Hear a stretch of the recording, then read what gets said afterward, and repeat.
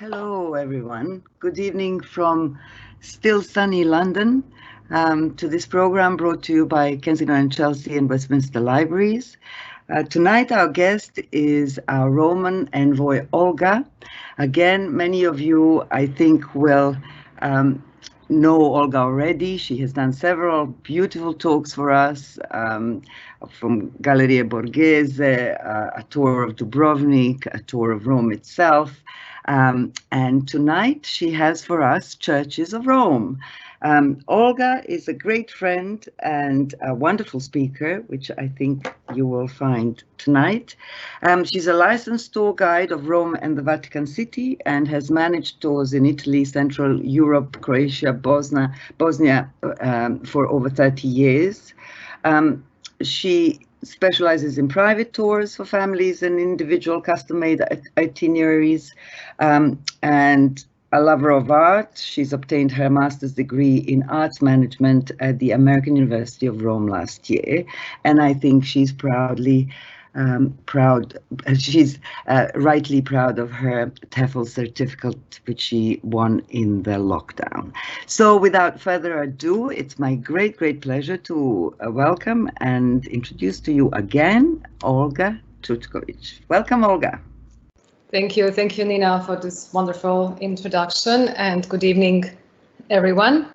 And tonight, I have a very difficult task to choose among 900 churches in Rome.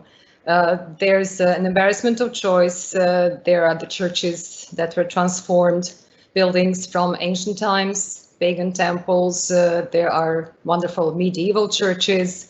There's plenty of Baroque, which was born in Rome with the amazing Bernini. And there's also plenty of modern architecture. But I've chosen to start from the first and the oldest, from the mother of all the churches, St. John in Lateran, which is also the cathedral of Rome. When we call the church a cathedral, it means that there is the cathedra, or the throne of the bishop, in it. And the Bishop of Rome is the Pope. So when he does his services as the Bishop of Rome, he comes to the Archbasilica of St. John in Lateran. Lateran was the family that owned the land in that area. And the first basilica was built by Emperor Constantine. He legalized Christianity with his Milan edict in 313. So definitely the Archbasilica of St. John in Rome is the mother of all the churches. It was later also named as the Basilica of the Saints John the Baptist and John the Evangelist, who were added as co-patrons in the subsequent centuries. And it is marked by this huge Egyptian obelisk, which goes back to the 15th century BC. Well, there was a pope who had a funny nickname, benevolent, like a tough pope, Il Papa Tosto. He was Sixtus V, and among many things that he did, he also urbanistically reorganized Rome. And there are 13 obelisks in Rome, of which most are ancient Egyptian, but there are also many made by the Roman emperors. And this is the oldest one, the biggest actually standing Egyptian obelisk in Rome. And it marks the cathedral, St. John. There are 5 obelisks that mark the pilgrim's route. So the Pope's idea was to connect them with the straight roads and use them as a sort of a GPS for the pilgrims. We are now behind the cathedral. This orange building is the so-called Lateran Palace, which in the past was also the seat of the popes before they moved to the Vatican area. And at the top of the obelisk, you can see the cross here in between the leaves, and that is part of the so-called Christianization of the pagan monuments. At the bottom, you can see it says Sixtus V, the name of the Pontifex Maximus, the supreme of all the priests. That's the loggia of the blessings. But now we'll go back to the entrance of St. John in Lateran. Here is the founder, Constantine. He inherited that land, came in possession of that land when he married his second wife, Fausta. And he also built the Holy Sepulchre Church in Jerusalem, the Church of Nativity in Bethlehem, and a few more churches in Rome as well. And Constantine, this is an ancient statue, was the first Christian emperor. Now, as we enter the Cathedral of Rome, St. John, we don't really see anything from the times of Constantine, the 4th century, unless we went into the excavations, which are quite recent from the 1900s. We see the 16th century ceiling, the architecture that was redesigned, restructured by Borough in the 1600s. There are plenty of Baroque additions. There are some medieval elements, as we will see as we take a walk through the church. Here is the apse, where you can see the throne of the bishop, the throne of the Pope, actually, in the same person, the supreme priest of Rome and also of the Catholic Church. And in the apse, there's a 13th century mosaic, which is already a reconstruction of a much older one from the 5th century. Just consider that this was the ancient triclinium of triclinium means like a dining room of an ancient palace that used to be here.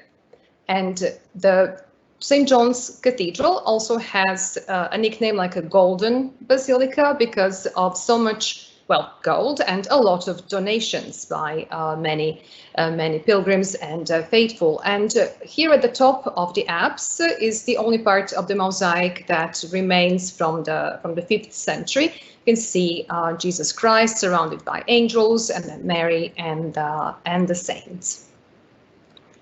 Now, this is the main altar, the high altar, where we see some, well, Gothic. Gothic is very rare in Rome because when the Gothic style flourished, the popes were not in Rome, they were in Avignon in France. And here inside this Gothic ciborium, there are two relics. It's not easy to see them clearly because of these bars, but those are the reliquaries. Olga, I'm really sorry to interrupt, but your PowerPoint seems to have stopped because we can just see still the Jesus Christ in the dome, in the golden dome. Okay, let me go back. That's what you see. Let me see if I use it. Has it moved? No, it hasn't. So if you want to maybe stop sharing and try sharing again. Okay, because... Okay, no, it's now working maybe. Yes, it's now working. Okay. Sorry about that, just carry on. Please, of course, do interrupt me. So we are at the Gothic ciborium, the one that I mentioned. Gothic is very rare in Rome, so this is quite special. And inside, is it moving, Nina? Is it okay? Yes, it's brilliant. Okay, good. So inside the ciborium, there are the reliquaries containing, according to the tradition, the skulls of Peter and Paul, jointly the patron saints of Rome. And there's more of the Middle Ages that remains in the cathedral. For example, these medieval tombs, but you see them beautifully framed by Borromini, the genius of Baroque, the artistic competitor of the antagonist, actually, of Bernini. And he was commissioned to redo the cathedral under the Pope Innocent XI. And you can see the Innocent X, sorry. And you see the dove with the olive branch, which was a symbol of the Pope. And that's how you can sort of recognize what the popes have done, or they have built the churches, or they've done some additions and restorations. The statues of the apostles in the niches were added in the 1700s, and the niches were already there from the Borromini's project. And here is Saint Bartholomew, and you can see his skin. Poor thing, he was flayed alive, and that is something that Michelangelo also used in the Sistine Chapel as his portrait on the Last Judgment. And then there's Peter. Saint Peter, always recognizable by the key. He was given the keys by Jesus, who told him, "You will be my rock on which I will build my church." Well, talking about Saint Peter, we can jump to the Saint Peter's Square, where once upon a time there was a circus 2000 years ago, started by Caligula, completed by Nero, the emperor who organized the first persecution of Christians. And this is where Peter was crucified and buried, and that's where the basilica was built on top of his tomb. And this is the most important of the 4 papal basilicas of Rome. Those are called basilicas major. I will come to the difference between the basilicas major and minor a little later. So this is the biggest church in the world, they say, and built on top of Peter's tomb in 326.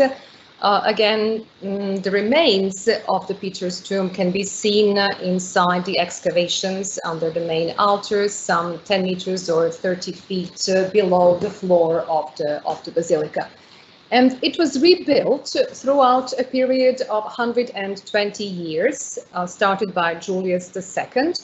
It was financed by indulgences, and it famously also triggered the Reformation. When Martin Luther came to Rome in 1510, it was already being built, and well, the rest is history. Architecturally, it's rectangular with side aisles, and a lot of the architects have participated, from Bramante, Michelangelo, Maderno, Bernini, and some of the most important statues, generally speaking, but the most important one here is Michelangelo's Pietà. Pietà in art stands for Mary with Dead Jesus, and Michelangelo made other Pietas.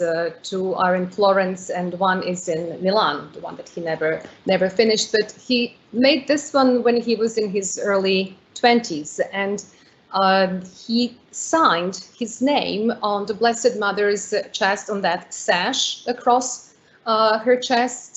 This is a very touching statue.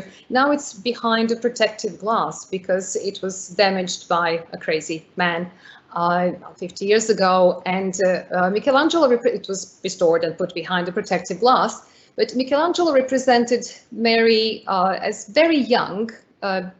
Could have been because he wanted to represent her as eternally free of sin, or there's another interpretation that he represented Mary the way she was when she had baby Jesus, because you see, she's looking at her lap, not at the face of her dead son. And she may be having a vision of what's going to happen, and she's accepting her destiny. You see her open palm, and she's offering her son. So one of the most touching statues in the history of art. And as you walk around St. Peter's, you can run into these important processions, and also these handsome young men in these striped uniforms.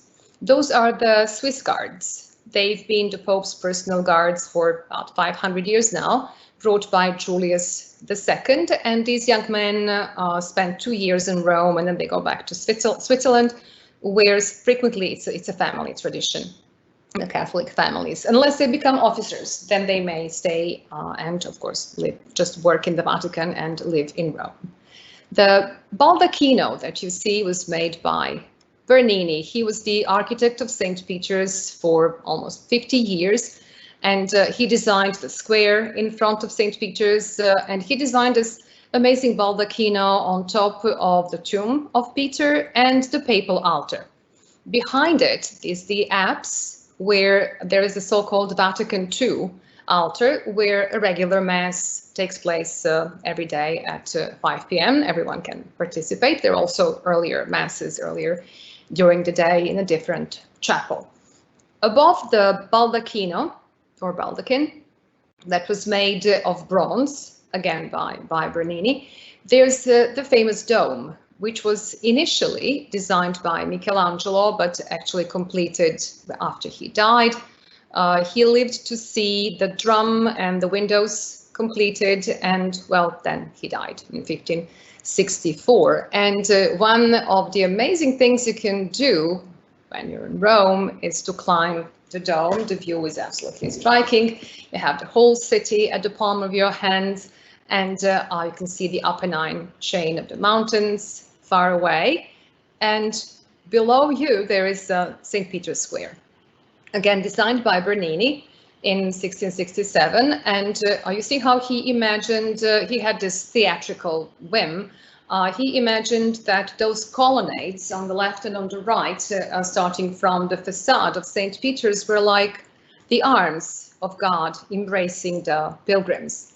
And in the middle of the St. Peter's Square, there is the obelisk that used to be in the center of the stadium and was repositioned about 200 meters to be in the center of the St. Peter's Square. And that also is the obelisk that makes part of that route for the pilgrims. So 5 obelisks symbolizing the 5-pointed star of Mary. Well, St. Peter's Basilica, being one of the 4 major, formerly known as patriarchal basilicas, also has the so-called holy doors. These are, ritual doors. They're the doors that you go through usually at the end of the Jubilee, especially if you want to obtain your plenary indulgence. They're called also the doors of the Great Pardon. The Jubilees are organized every 25 years. They're a celebration of the anniversary of the birth of Christ. And in the meantime, these doors in 4 papal basilicas are sealed with mortar and bricks. Then the last Jubilee was in 2015. It was the extraordinary one, indicted by the Pope, new Pope Francis, when he became a Pope. Now, inside St. Peter's, you could go as a pilgrim. For example, here is the tomb of John Paul II, but there's so much art to fill in a week, not just a day. This is the martyrdom of Saint Sebastian, or the Raphael's Transfiguration. These altarpieces that were originally painted on wooden panels were replaced with micro mosaics in the 1700s because the humidity in that area was damaging the wood. And you can see that only if you get very close. And there are, well, some bodies of the popes exposed in the basilica. Here's a cute little that pope. He died 300 years ago, Innocent XI, and he's got like a silver mask on his face. And that's not something that is really done so frequently. For example, there is another relatively recent pope whose body you can see, John the 23rd. He died in 1963. The bodies of the saints, the relics, attract a lot of pilgrims. And another papal basilica is St. Mary Major. Now, this is the facade, and you can see here in front of the basilica, there's this column that comes from ancient Roman Forum, and it is surmounted by the statue of Virgin Mary, another example of the Christianization of pagan monuments. But this is not Sixtus V anymore. This is Paul V Borghese. And if you would allow me to take you behind the Basilica of St. Mary Major, there is another obelisk, and this is another one of those 5 that served as, well, sort of a GPS for the pilgrims. Here I'm going to try to explain how. If we turned our back to the Basilica and looked in front of us, you would see this straight street that would lead you directly into another obelisk. So another one of those 5. This one is at the top of the Spanish Steps, and it marks the Church of the Holy Trinity. That's an imperial obelisk, not ancient Egyptian. Now, inside St. Mary Major is really stunning. There are these amazing ancient columns that come from the temple of Juno, so ancient Roman. There's this gilded ceiling from the 1400s, the mosaics. There's enough for a tour just in St. Mary Major. So you can see in between the columns here, but if I get you closer, below the windows, there are those small blue, they look like paintings, but they're actually mosaics with stories about Moses, Abraham, Jacob, Joshua. These are from the 5th century. Very rarely something survived from that time. And if we walked down below the main altar into the confession, would see Pope Pius IX, 1800s, praying before the Holy Crib, Jesus' manger. And the presence of such important relic earned the basilica the title the Bethlehem of Rome. It's surmounted by this baldachin, another one, but from the 18th century. But above the baldachin, you can see the 5th century triumphal arch, the mosaics from the 5th century again. And in the apse, there are 13th century mosaics representing Jesus crowning the Virgin. So we can see the whole history of art in one building. And since we are in Rome, a little bit of a Baroque doesn't hurt. There's a chapel called Borghese Chapel. This is where the Pope from the Borghese family, Paul V, is buried. And at the altar, there is a Byzantine icon with Mary, the protectress of health, one of the very important relics for the pilgrims. And here is a representation of a Pope that seems like, well, cleaning the snow. Well, the story goes that in the 4th century, Blessed Virgin appeared in a dream of a Roman patrician, and she said, there's going to be a miracle, an extraordinary event, and wherever something really strange happens, actually she announced it's snow, build a church dedicated to me, and it snowed on August the 5th. So that was really, really extraordinary, and the Pope is actually tracing the perimeter of the future basilica in the snow. And this is the basilica called St. Mary Major, because it was the first one dedicated to Mary as a mother of God, not as a mother of Christ, as was voted and decided at the Council of Ephesus in 1431, that Jesus is of the same nature as God, and therefore Mary is the mother of God. And on the 5th of August, there is this amazing celebration where like the white rose petals are falling from this ceiling, which was gilded, they say, with the first gold that came from Americas, given as a gift by Isabel, the Catholic Queen, and King Ferdinand. Now we still have papal basilicas to go. This is St. Paul outside the walls, so outside of the historical center. And if it looks a lot like 1920s, well, it is because it is. But originally it was built by Emperor Constantine and rebuilt many times. But there was a terrible fire in 1823 and it was completely rebuilt. The donations were encouraged after that fire, and even the Italian state brought the columns. It was reconsecrated in 1854. It was rebuilt in the same shape and size of the old basilica, which was the biggest church in Rome until St. Peter's was built in the 1600s. There's an ancient Byzantine door from the 11th century. A few things survived the big fire from the Middle Ages. And here is the representation on that door of Peter hanging upside down, because the story goes, when Peter was told he would be crucified like his Lord, he said, "I'm not worthy, at least turn me upside down." The Basilica of St. Paul outside the walls is also famous for these medallions with the portraits of the popes. Tradition started in the 5th century. Only about 50 survived a big fire there in the museum.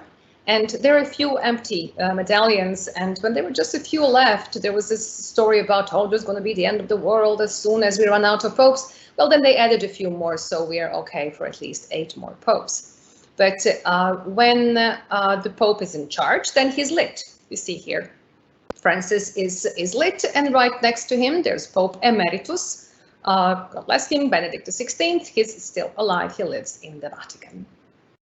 Now, as I mentioned, the donations were encouraged. So the Emperor of Russia donated beautiful pieces of malachite and also lapis lazuli for the altars, and the Viceroy of Egypt, Muhammad Ali Pasha, donated the alabaster, these columns and windows.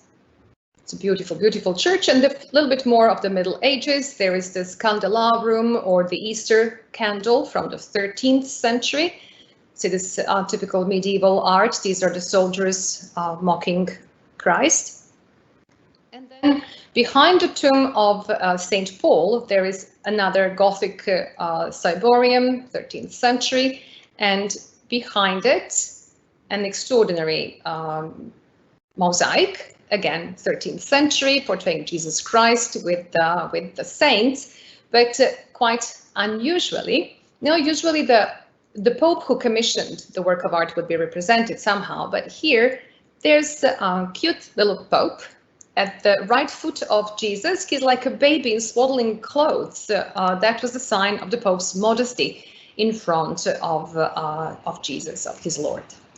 And this basilica has extraordinary cloister, also from the 13th century. It's not the only one. Also St. John in Lateran has a very similar one, but this one is really one of the most beautiful, one of the Middle Ages.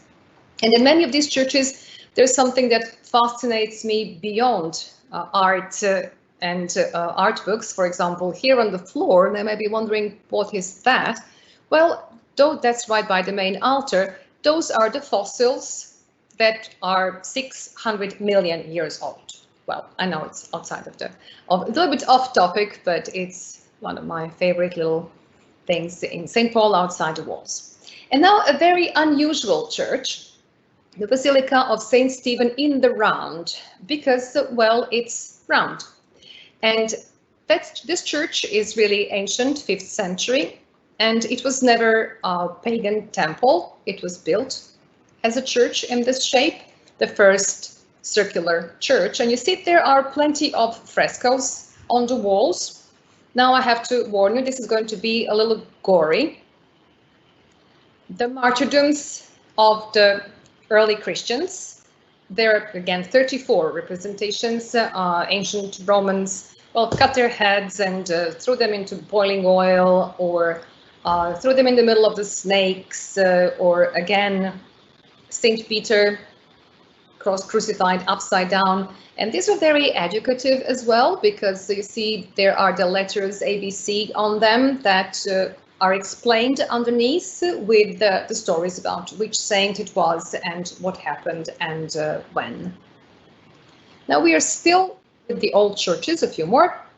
There's the Basilica of St. Sabina that is on the Aventine Hill, built with the columns of the Temple of Juno that was nearby, 24 amazing ancient Roman columns. And it's the headquarters of the Dominican order. It was restored in the 1920s, but this is one of the rare churches that were not baroqued up excessively.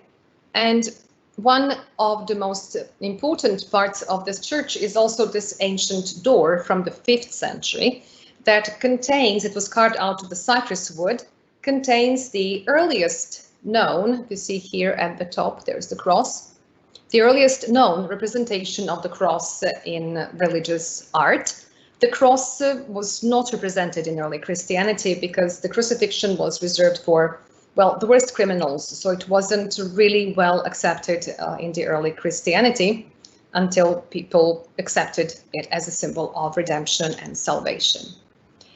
Now, another basilica that's right there in the middle of everything, but it's a bit off the beaten path in a sense. Rarely people go inside. I try to pull out some unusual churches also, not just those that are the most famous ones. And you see to the left of the entrance, there is this ancient wall with a lot of holes. Well, that was the part of the Temple of Peace, and there was a library that attached to the temple, and this is where there was an ancient map of Rome made of marble attached to that wall. We're talking about ancient Rome. And if you go downstairs, this is a church that's on 2 levels, and there is a round temple of Romulus, the son of Emperor Maxentius. And if you looked at it from outside, look where we are. We are in the ancient Roman Forum. So theoretically, you could enter from the Forum. The 2 levels are not connected from here, but this is where we are. And the church was built in the 6th century, uniting these different ancient Roman spaces. And it has a Baroque ceiling and a 6th century mosaic Cosma and Damian were the Arab brothers who were medical doctors, and they were early Christian martyrs. Another cute little thing I like in this church is this tomb with this, well, lovely little skeleton. There are plenty of skeletons reminding us that we are mortal, and this one has kind of a fun manicure as well. Now let's go to the Basilica of St. Peter in Chains. Now I keep saying basilica, basilica, because the terminology is inherited from ancient Rome, where the basilicas were the courthouses built in this manner with the central nave with aisles, and comes from the Greek basileo, which means the king. And the churches were built, the first churches were built frequently in that same shape. And today when we say a basilica, it's a title. And the Pope can elevate any church to the level of basilica. Now there are 4 papal basilicas, and that's a given. And then there are about 1,800 minor basilicas in the world. Usually they have some important relics. For example, here below the main altar are the chains of St. Peter. That's why St. Peter in Chains.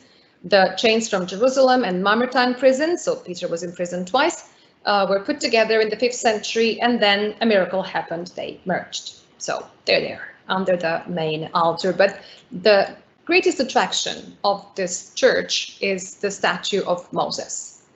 Michelangelo's Moses, that was a part of the project for the tomb of Julius II. It was a huge, ambitious project. He was supposed to carve more than 40 statues, and then the Pope changed his mind. He practically ran out of money because he started rebuilding the Basilica of St. Peter, and he couldn't afford these both projects. And he told Michelangelo, forget about the tomb, go and paint the boring ceiling in my uncle's chapel, because the Sistine Chapel was built by his uncle. And Moses remains one of the rare statues that were finished. There are 2 slaves that ended up in Louvre. And then there are those unfinished prisoners that are in Florence in Academia. And there's Moses. A lot of people obviously come to see this amazing statue that looks a lot like Charlton Heston, you'd probably agree. And his little horns that, according to the tradition, are the result of a mistake in translation, where Moses comes down from the Mount of Sinai.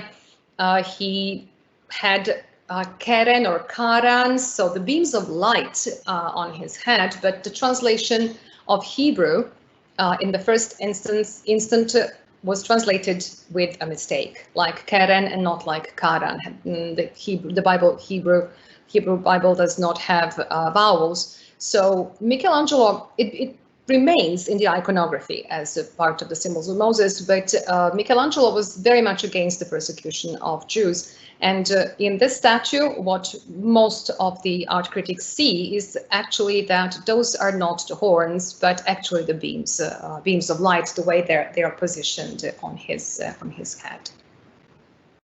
Now, there's plenty of other things in the basilica. There's the 7th century mosaic, Saint Sebastian.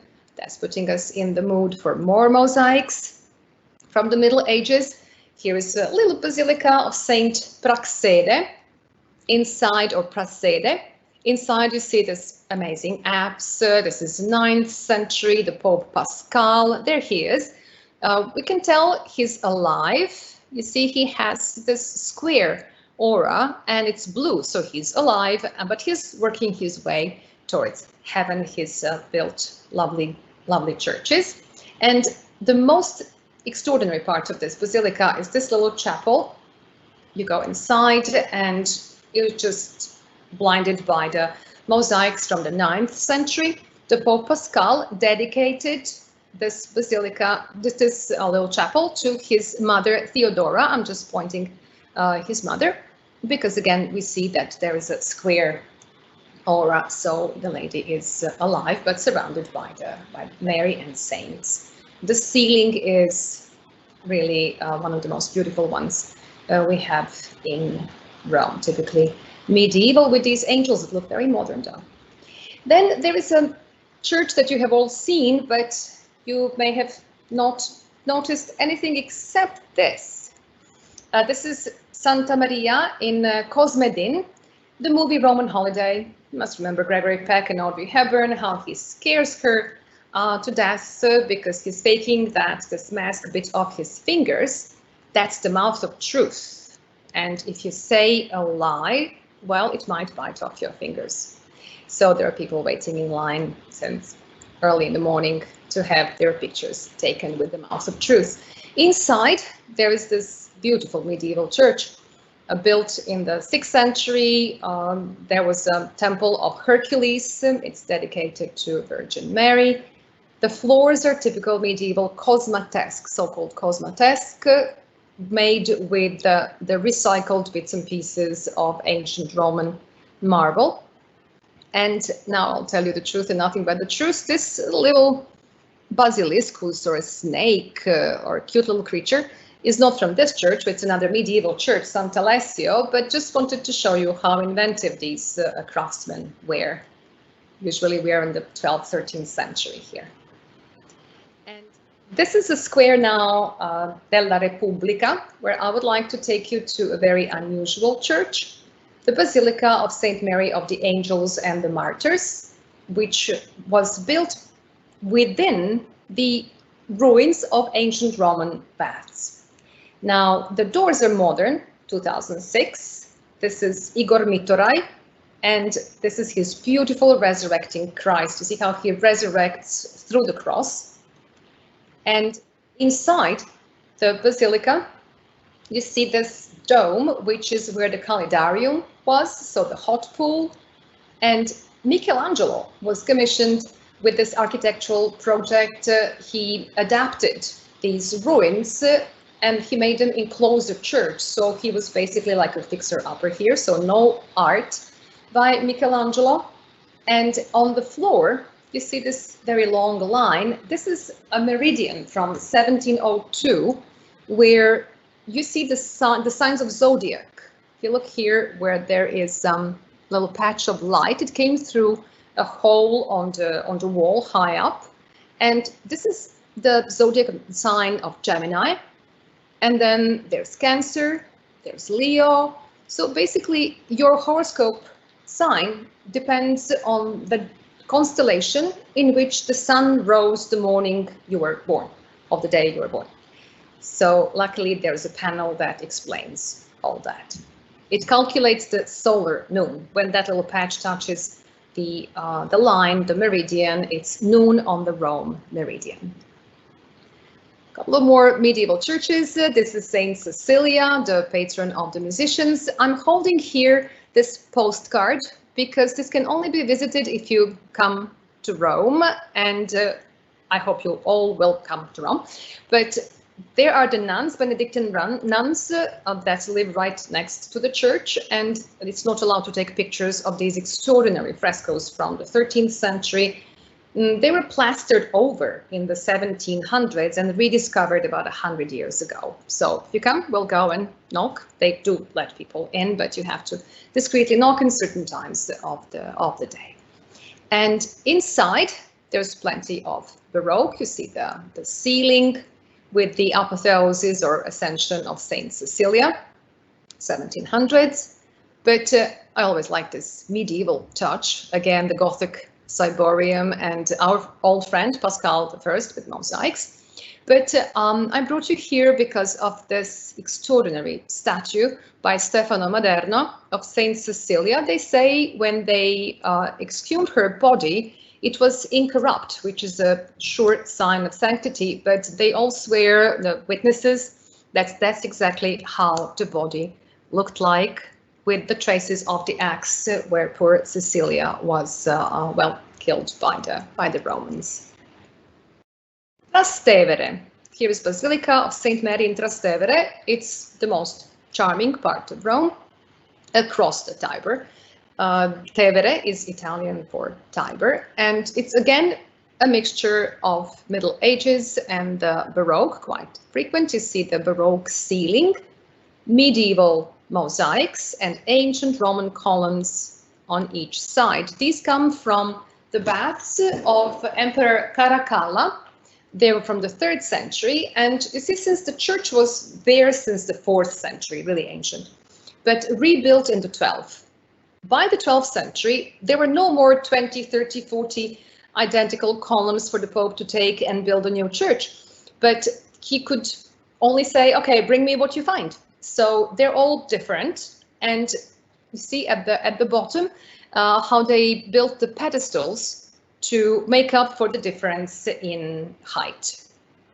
And on the ceiling, if you look at the top, it's actually in the middle of the ceiling, look at the top of the photograph, there is 1600, early 1600s beautiful Assumption of Mary. The mosaics, the top layer is the 12th century, and then here in between the windows, late 13th century. Extraordinary. But again, like in many churches, as I announced, I have these favorite little corners.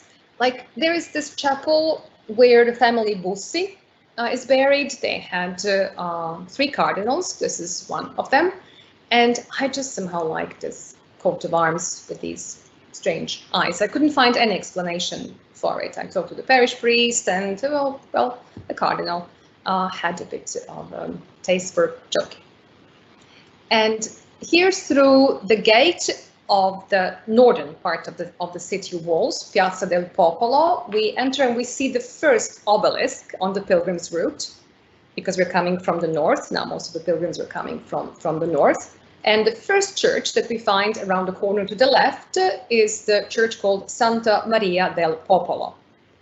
Inside, no more Middle Ages, but beautiful, excellent example of the Renaissance architecture. And this church has been very popular among the followers of Dan Brown. I'll show you why. But there's plenty of other things to see. For example, medieval tombs or more Baroque tombs. Again, these cute little skeletons that are reminding us that we are mortal. But if you look at the medallions above, I'm going to get it closer. See, there's a butterfly coming out of the cocoon. So resurrection. There's always hope. There will be a resurrection. And I mentioned Dan Brown. Well, we used to do the tours, Angels and Demons, but this is a chapel that was designed by Raphael for the rich banker Chigi. The family Chigi later had the Pope as well. Usually it's vice versa. You first have a Pope and then you have the money, but here this was vice versa. And the tour would take us here. Demon's Hole, if you've read the book, which is fun, of course, not reliable as any historical fact, but a lot of fun. There's this Demon's Hole that is actually the entrance to the crypt of the Chigi family, and it was designed by Bernini. There's this foreshortening of that huge skeleton, and inside there's more Bernini. There's an angel pointing to a prophet, Habakkuk. Go and feed Daniel in the den with the lions. There's Daniel with the lion. So a lot to see. I will just go quickly through a few Caravaggios because we have maybe 15 more minutes. Caravaggio in Santa Maria del Popolo, there's this extraordinary crucifixion of Peter and the conversion of Saint Paul. The Counter-Reformation time had this taste for martyrdom and conversion, and we'll have a presentation on Caravaggio as well. His name was Michelangelo, so 2 Michelangelos of Rome. But before we get to more Caravaggios, I just wanted to show you this cute little face, actually 3 faces. Again, I couldn't find any explanation for it or who made it, put it there, but it's probably 3 ages of man. See a man to the right here without the mustache or beard, and then just mustache, and then the mustache and beard. Well, maybe 3 ages of man. Now, more Caravaggio in the Basilica of St. Augustine. Typical for him were these dirty feet and the saints here, Mary as well. The models were his frequently very low life friends, ladies of the night, and street kids. So I hope you will join us for that lecture. We heard a lot about him also when we were at the Gallery Borghese. There's also more Caravaggio nearby in the Church of St. Louis of France. This is St. Matthew and the angel showing him how to write the gospel. And this is the martyrdom of Saint Matthew, with these naked and not very clean people sitting around actually a baptismal font. There's a whole story behind it, obviously. Now it's about time for some Baroque. And what Baroque? This is the Church of Jesus, or Gesù, and it's the mother church of the Society of Jesus. And try to imagine it's 5:30 in the afternoon, and we have entered the church. The first thing, of course, is this extraordinary ceiling with this illusion, the triumph of the name of Jesus. But now we're looking at this altar. Again, it's 5:30 in the afternoon, and all of a sudden the lights are switched on, they're blue, and this paint altarpiece starts lowering down, sliding away in the floor, and we see the statue of Saint Ignatius appearing behind it. There's music, these large spotlights. It's called Macchina Barocca, or the Baroque machine, and there he is in all of his glory. Now that's quite fascinating, and again every day at 5:30. And in the meantime, you can see here, well, the heresy has been defeated. Now, since we are in the mood for Baroque, I'll just also show you the whole church once again, how beautiful it is. This is where an important royal wedding took place. The Torlonia, Alessandro Torlonia, we heard about the Torlonias, married Infanta of Spain, the daughter of the king, who's not going to be the queen, because she's the second or third daughter.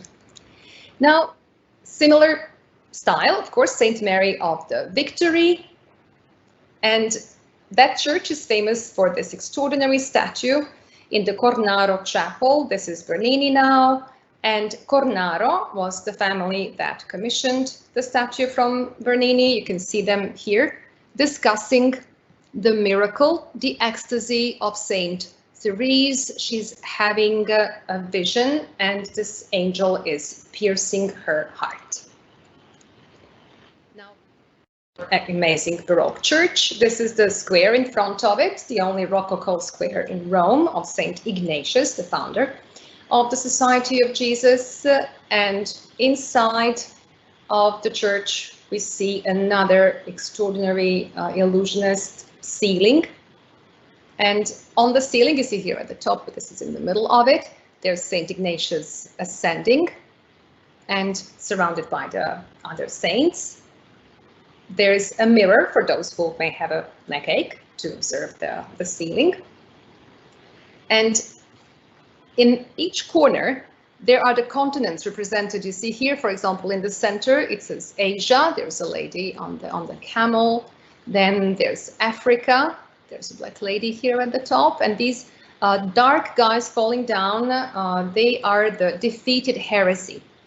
And here's America and an Indian lady on top. And then the last one here, Europa or Europe. The Jesuits here ran out of money, and they built this church without the dome. So this is not a dome, it's an illusion. But come to Rome and we'll go and take a look at it from many angles. You know, there are these spots marked, and they allow you to admire the ceiling and the rest of the church from different viewpoints. And as every important church that respects itself, Saint Ignatius also has plenty of the relics. If you get closer, you'll see little skulls and the bones of the different saints. Now, you may have noticed we have sort of skipped Gothic. As I mentioned, there's not much Gothic in Rome, so we made up for it in the 1900s. This church is just across the river in the more recent part of town, in the direction of the Vatican, which was open countryside before the unification of Italy. And this is the church called of the Sacred Heart of Jesus. It's also nicknamed Little Milan Cathedral in its neo-Gothic style. This was the architectural movement, revival of the Gothic that started in the 18th century and spread internationally. Finally, we see some of those pointed shapes and the lancet windows with the stained glass That's how we imagine medieval cathedrals, but this is neo-Gothic, only 100 years old. And just an old photo of the Basilica of Santa Maria sopra Minerva. This is a very old photo I took years ago, and I would have liked, obviously, to go back and take more photos, but it's been closed even before COVID for the restoration. So hopefully it will be possible soon. I just wanted to show you we do have one actually Gothic church with this blue ceiling with the golden stars, the way that the Sistine Chapel actually was before Michelangelo painted the famous ceiling. And in front of the Santa Maria sopra Minerva, there's this little pulcino, or like a little chick, but it's actually an elephant, as you can tell, and it has the obelisk on his back, and the 3 obelisks, these small ones, were found in this neighborhood because there was a temple to Isis, and they were also Christianized. You can see the cross at the top, and right behind the little elephant, there's that huge cylinder. That's the Pantheon. That's the dome of the Pantheon, made of concrete. And we'll go there now, of course, just a few steps around the corner. So we're going to the churches today. So I'm taking you to the Basilica of Saint Mary of the Martyrs, also known as the Pantheon. Now, it was built by Emperor Hadrian. There was an older temple there before that. And Hadrian, so beginning of the 2nd century, he kept the name of Agrippa, who built the previous temple here out of respect for this politician and consul 3 times. The shape is cylindrical, as you can tell, and the dome doesn't look like much of the dome from the outside. But of course, we'll go inside through this ancient door that recently was, they say, confirmed that it is actually the original door from the 2nd century. It was thought it was from the 1500s, but now it seems, well, no, they found other proofs that it's really original. So inside the Pantheon, there's this still the largest unreinforced concrete dome. Its height and diameter are 43 meters. You could inscribe a perfect circle inside the Pantheon, or outscribe a perfect square.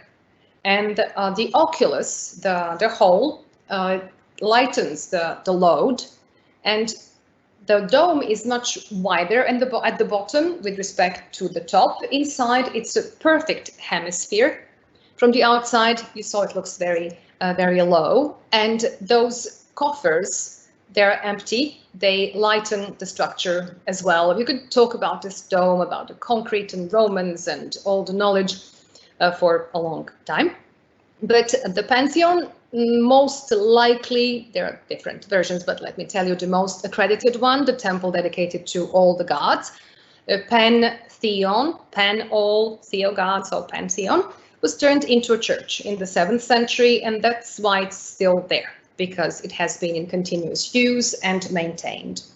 The most striking way to get to know the Pantheon, but the line is long all the way around the neighborhood, is the day of the Pentecost, when the rose petals are thrown from the oculus. The firefighters go up and they empty the bags of rose petals. So that's like a descent of the Holy Spirit, like, well, for the Pentecost, 50 days from Easter. And the most frequent question when people enter the Pantheon, well, what if it rains? You know, it's open. Yes, it is.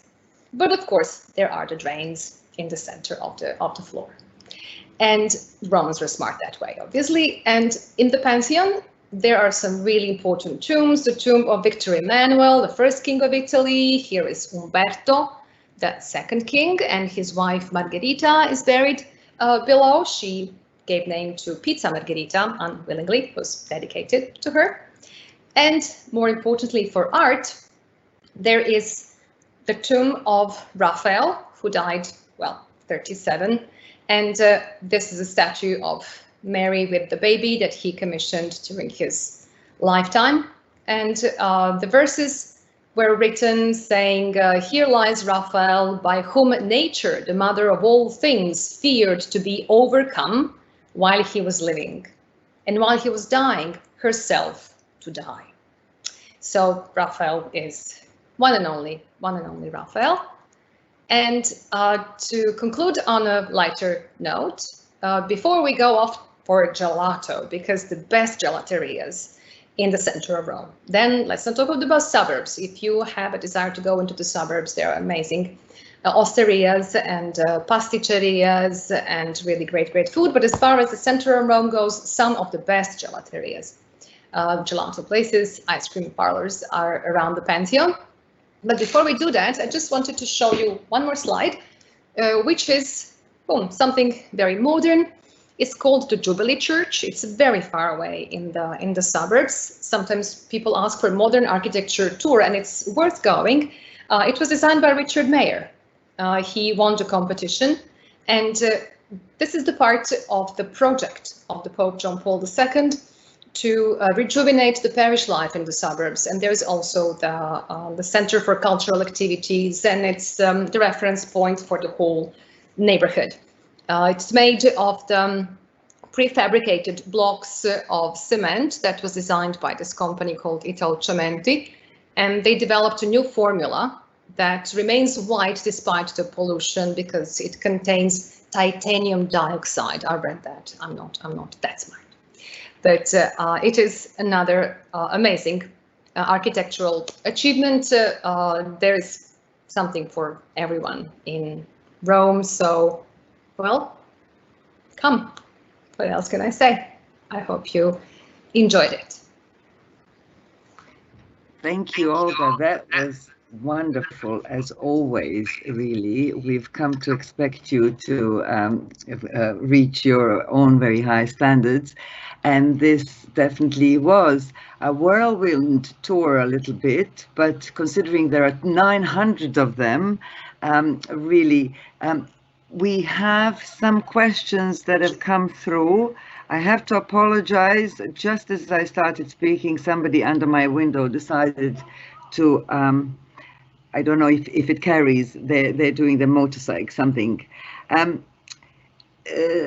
Somebody's looking forward to your talk about Caravaggio, so that's not really a question. We can say that on 28th of April, Olga is coming back to do 2 Michelangelos of Rome. That is, I am also very much looking forward to that, so please do join us.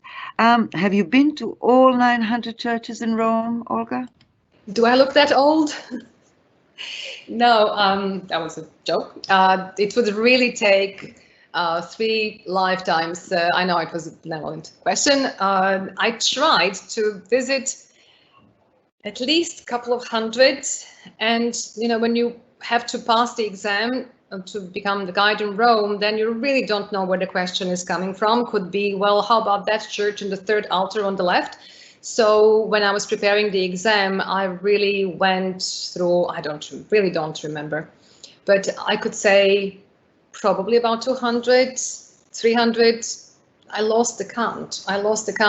And it's really difficult to choose, but I would say that about 24 of them would really deserve a tour in itself. Just that church, or maybe 2 or 3, but together, because to go just for one. But if you are interested, there's really the churches with the excavations. For example, I would have taken you to San Clemente, but you cannot take pictures inside St. Clement, which has the excavations of a lower church underneath that were found actually recently. So it's difficult to say. Maybe one day I will sit down and try to do a count, but no, definitely not.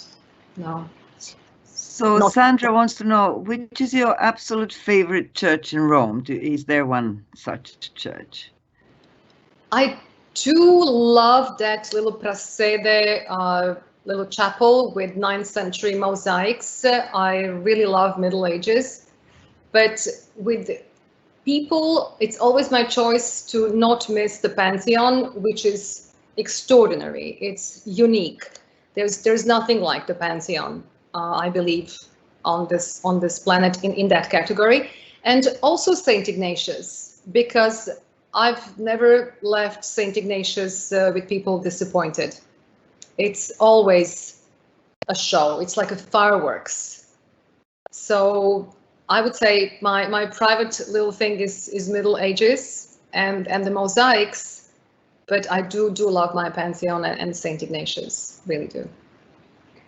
Yeah, Pantheon does look totally mesmerizing. It looks very pagan for all the centuries it's been a church. It's still, I remember going into it and feeling it very much. Who else is buried? You mentioned Raphael? Yes, Raphael, there's the King Victor Emmanuel, the first king of United Italy. Victor Emmanuel II is his full name. And then his son, Umberto, his wife Margherita, the queen, and also there is Annibale Carracci. There are a few other artists who are buried in the Pantheon. So it's not just Raphael, not even as far the artists go. But Raphael is the biggest. Yeah, he's the most important, together with the kings. We love Raphael, yes. Sue has a very interesting question. Were ceilings paintings done and then put in place or painted in situ? I think from what I've seen of how Sistine Chapel was done, it was all done in situ on those scaffoldings that were erected forever. Backbreaking work. Yes, most of the ceilings are fresco, so they're painted in situ by layering the different granulations of powder and sand and lime, and the pigment is absorbed, painted on fresh. That's what fresco actually means, fresco. And yes, most of them are painted in situ, and it's some. For example, at the Gallery Borghese have the name of quadro riportato, like the transferred painting, but most of them are painted up there, and it's really is a backbreaking work. There is one that's not fresco that I will tell you about when we do Caravaggio. He wasn't good with fresco. He only painted with oil, and there is a ceiling that he painted for Cardinal del Monte, which is oil on the ceiling. It's in a private property today, but I have some photos to share with you. But usually they're frescoes.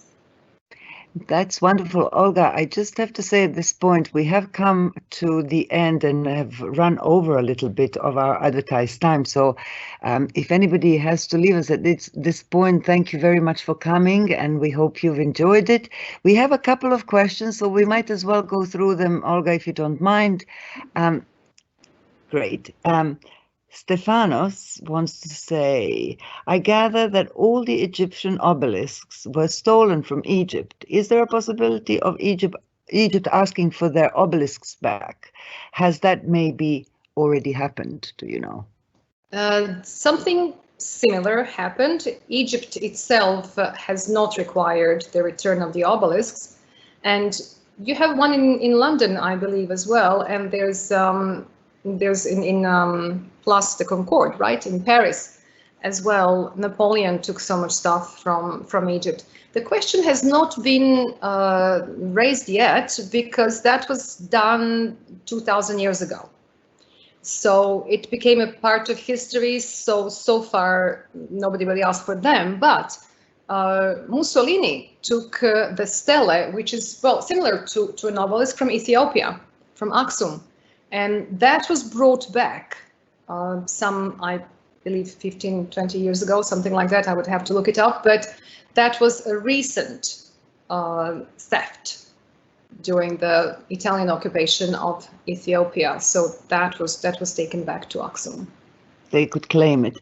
Somebody anonymously says the obelisks were taken from ancient Roman buildings like the Spina of the horse racing arena.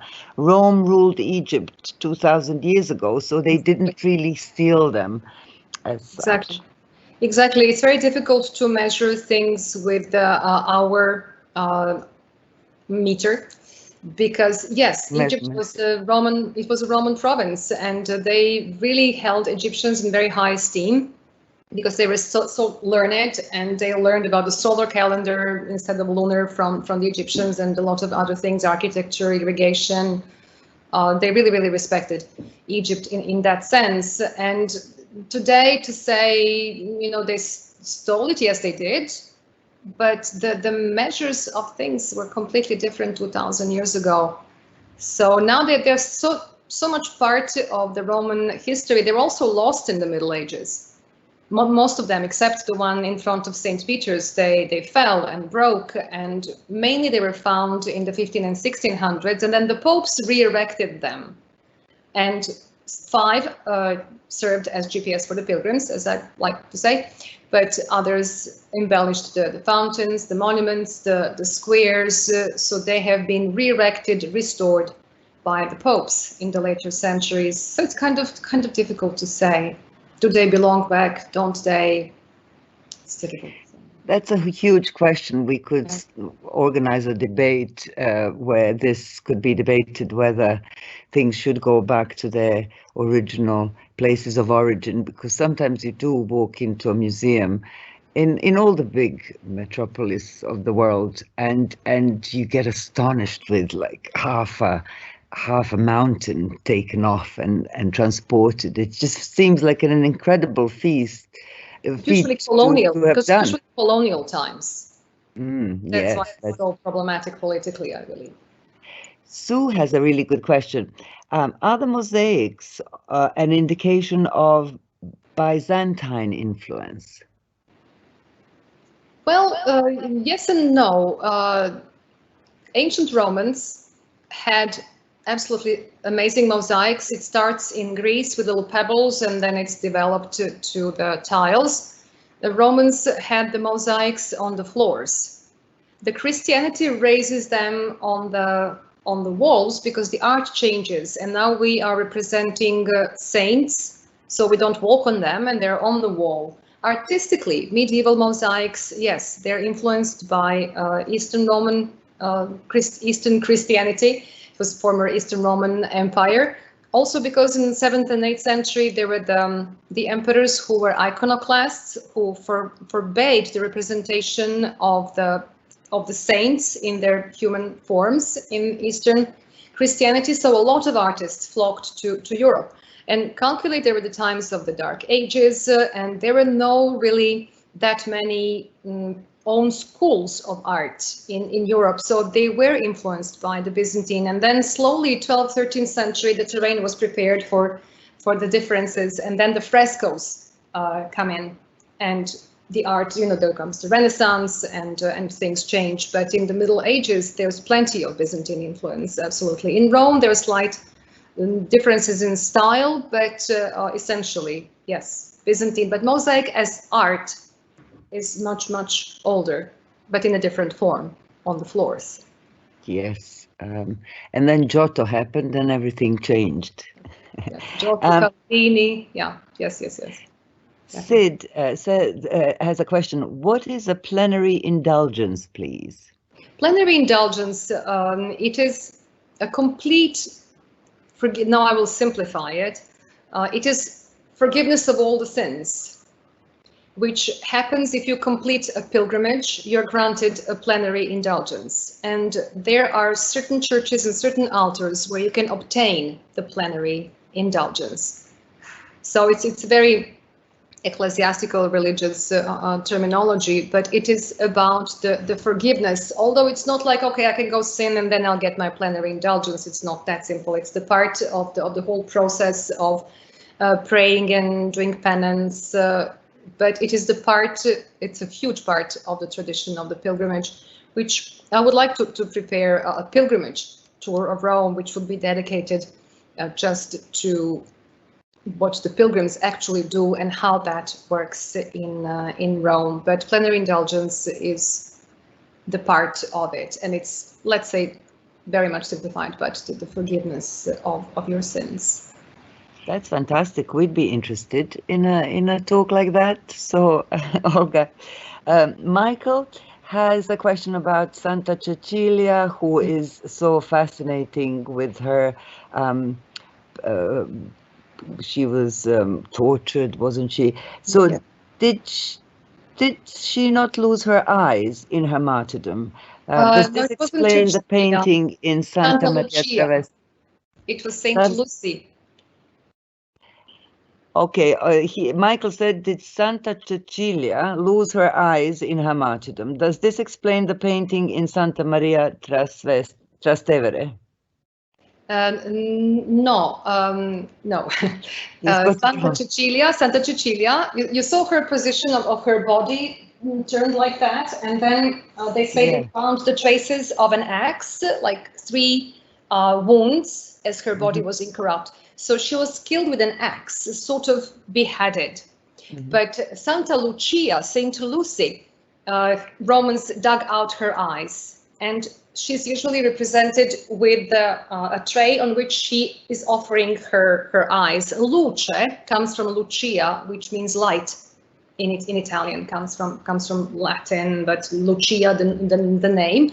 And then, for example, Saint Agatha, her breasts were cut, so there are even Saint Agatha's breasts as cakes in Sicily with a little cherry at the top. So no, Cecilia was killed with an axe, like half beheaded, and then she probably bled to death. She's in the Basilica of Santa Cecilia, Saint Cecilia, while in Saint Mary of Trastevere, of the saints that went through particular martyrdoms, I remember in between the windows there's Santa Apollonia. She's the patron saint of the dentists, because the Romans pulled out her teeth. So she's usually holding like pliers. And well, if you have a toothache, you have to pray to Santa Apollonia. I pray not for you to have a headache, the toothache, but no, Cecilia is in the Santa Cecilia, not in Santa Maria. They're both in Trastevere, though. Okay, so close enough for somebody who is tuning in digitally. There's a couple of practical questions, I would call them. So do any of these require an entry fee? Is there a pass, as in Venice? Is there a dress code? Only the dress code. Only the dress code for the main basilicas. In the smaller churches, there's not that much control, but it is sort of expected that you have your shoulders covered and something to the knee length. It doesn't have to be, cover your knees, that knee length, let's say respectful. That will be enforced in St. Peter's, the major papal basilicas, they will stop you. But for the ladies, it's enough to have a scarf. I always, when I have private tours, I always have a few scarves in my bag, because like teenage girls show up with like shorts and stuff, so I wrap them up.